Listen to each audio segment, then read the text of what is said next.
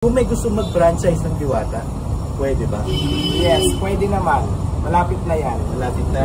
Ayun, balitaan mo kami ha. Yeah, i-announce ko naman talaga kayo sa page ko. Inaayos ko na kung anong pwedeng ayusin para magkaroon tayo ng mga franchising at ma-expand yung Diwata Paris. So, inaayos ko naman na yan. Si Ma'am Diwata. Ayan, good morning at maraming salamat posting at nandito pa ngayon at magkasama tayo. Yes. Ma'am Diwata, dahil matagal na tayo nahating, may mga katanungan ako. Kunting katanungan lang na gusto kong ipasagot sa'yo. Sige naman, basta hindi mahirap sagutin, sasagutin natin yan kung kaya kong sagutin. Mahirap yung mga tanong mo ha. Kaya. Una sa lahat, masyado kang busy. Ang tanong ko, may day off ka pa ba? Wala. Pero kapag gusto ko naman magpahinga, kahit anong oras pwede. Oo. Pero hindi ako nagde-day off. Kasi Walang specific na araw, no? walang specific na araw. Pag gusto ko magpahinga, kahit anong araw, kahit anong oras, pwede naman. Basta pagod na. Oo, basta pagod na. Pero hindi ako nagde-day off talaga na mag-day off ka na wala lang. So, kasi mas hands-on ako at saka nakapokus ako sa akin. Oo, minsan nakakita ko, sobrang busy mo. Minsan, di ba kayo nag-minuto? Oo, wala nga akong time sa boyfriend ko, kaya nag-aaway sila sa akin. Nung isang beses na panood sa nag-interview sa'yo, meron kang tatlo na may punta. Totoo ba yun? Meron. Tatlong lalaki. Anyway, Diwata, masyadong mabilis ang pangyayari. Masyadong naging mabilis ang development. Ang tanong ko, ready ka na ba sa next level? Yeah, ready. Ako naman, ready ako sa lahat ng pwedeng mangyari sa buhay ko. Positive man yan o negative, kailangan talaga maging ready tayo. Ready.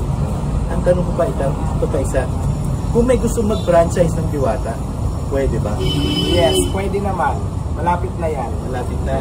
Ayun, balitaan mo kami ha. Yeah, i-announce ko naman talaga kayo sa page ko. Inaayos ko na kung anong pwedeng ayusin para magkaroon tayo ng mga franchising at ma-expand yung Diwata Paris. So, inaayos ko naman na yan.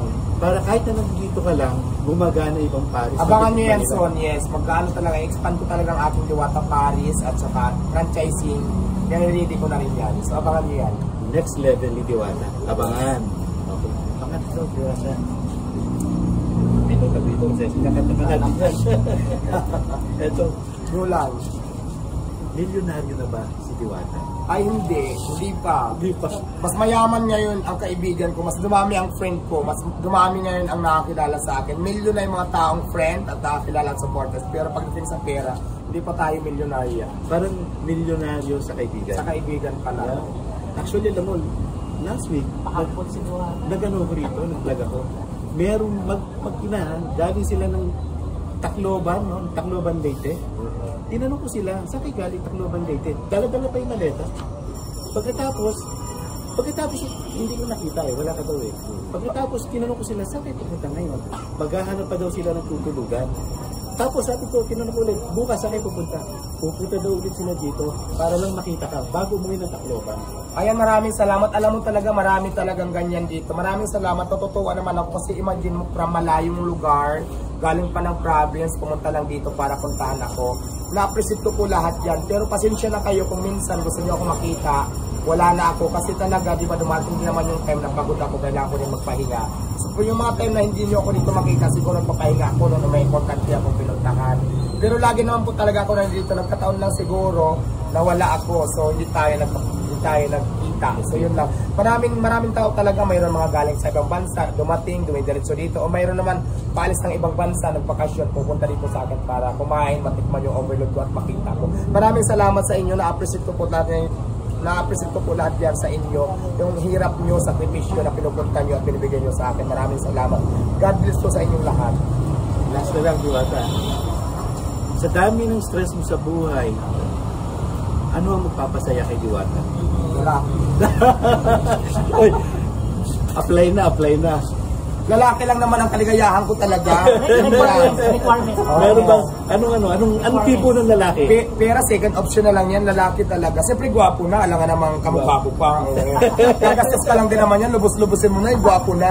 Ayun, pasuyo na lang, Diwata, baka pwede mo invite yung mga follower natin na bisitahin naman yung page ni Boss Philippine. Ayan, sa lahat po ng ating friend o friends po, mga followers po dyan, bisitahin naman po yung friends ng ating trupa na si Boss CBT. Ayan po. So, just like, follow, and share, at saka support po ng aming mga channel, aming mga page. So, maraming salamat sa inyo. God bless po.